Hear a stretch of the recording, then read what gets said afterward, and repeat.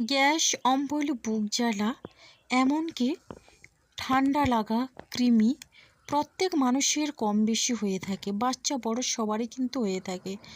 তো বন্ধুরা, আজকে আমি নিয়ে চলে এলাম এমন একটা রেমেডি যেটা কিন্তু একেবারে প্রাকৃতিক আর ঘরোয়া। এই ঘরোয়া রেমেডি দিয়ে কিন্তু অনেক রকমের রোগ সারানো যায়। তো তার জন্য আমাদের প্রথমে লাগবে জোয়ান। জোয়ান কিন্তু অনেকেই ব্যবহার করে, কিন্তু সঠিকভাবে ব্যবহার করতে জানে না। তবে দেখুন, এই জোয়ানটা যদি আমরা সঠিকভাবে ব্যবহার করি, তাহলে কিন্তু কোনো রকমে আমাদের গ্যাস অম্বল, পেটে ব্যথা, কৃমি, ঠান্ডা লাগাজনিত কোনো অসুখ থাকবে না। তো চলুন, আমি কিন্তু আপনাদের একটা টিপস শেয়ার করছি। তো এই জোয়ান দিয়ে কিন্তু দুটো টিপস শেয়ার করব, যে টিপসগুলো কিন্তু ভীষণই আমাদের উপকারী। তো প্রথমে দেখুন, আমি একটা টিপস শেয়ার করছি। তো তার জন্য এখানে নিয়েছি তুলসী পাতা। আর তুলসী পাতা আমি ধুয়ে জলের মধ্যে রেখেছি। আর নিয়েছি এখানে জোয়ান। বন্ধুরা, তুলসী পাতা আমাদের শরীর থেকে যেমন টক্সিন বের করে দেয়, সেই রকম তুলসী পাতা কিন্তু দাঁত পরিষ্কার করতে সাহায্য করে, মুখের দুর্গন্ধ দূর করতে সাহায্য করে, এমনকি তুলসী পাতা ঠান্ডাজনিত যে কোনো রোগ দূর করতে সাহায্য করে, এমনকি গ্যাস, অম্বল এবং কৃমিও দূর করে দেবে এই তুলসী পাতা। তুলসী পাতা যেমন অ্যালার্জি দূর করে, সেই রকম কিন্তু এখন স্কিন কেয়ারের জন্যও তুলসী পাতা লাগে। তো দেখুন, প্রথম যে রেমেডিটা সেটা আমি দেখাচ্ছি। আমি গ্যাসে একটা পাত্র বসিয়ে দিয়েছি। এবার এখানে আমি 1.5 কাপ পরিমাণে জল দিলাম।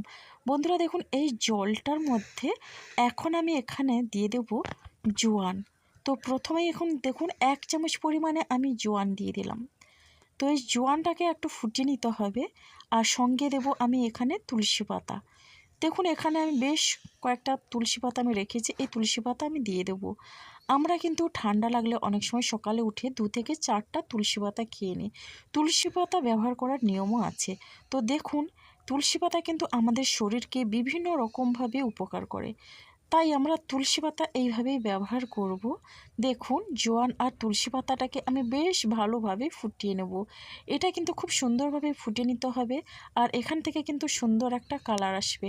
আর আমরা যদি এটা চায়ের মতো করে রোজ সকালে খাই, কোনো রকমে কিন্তু আমাদের কোনো রকমের ঠান্ডা লাগা, পেট ব্যথা, এমনকি কৃমি, গ্যাসজনিত গ্যাস্ট্রিক কোনো কিছুই কিন্তু আমাদের থাকবে না।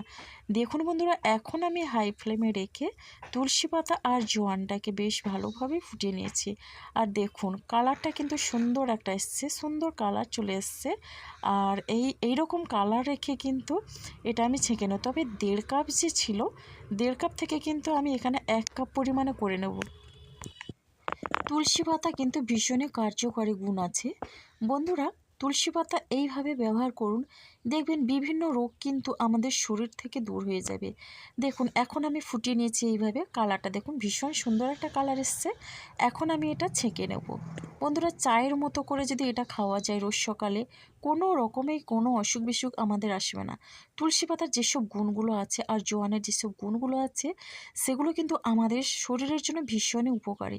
আর দেখুন, এখানে আমি জলটা ছেঁকে নিলাম। আর এখন কিন্তু এটা আমি চায়ের মতো করে খাবো। তো এইভাবে করে আপনারাও দেখুন, রোজ চেষ্টা করবেন খাওয়ার জন্যে, তাহলে কিন্তু ভীষণ উপকার হবে। বাচ্চা বুড়ো সবার উপকারে আসবে কিন্তু এই রেমেডি।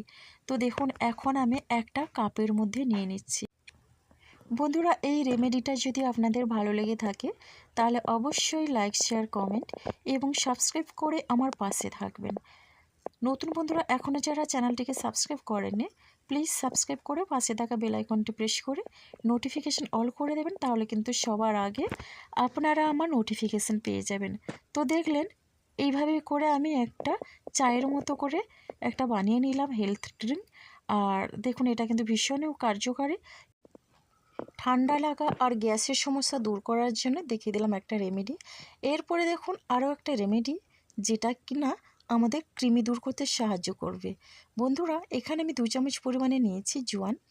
আর এই জোয়ানের মধ্যে আমি গুড় মিশিয়ে দিচ্ছি। গুড় মিশিয়ে বেশ ভালোভাবে হাত দিয়ে কিন্তু এটা গোল বলের মতো করে নেব আমি।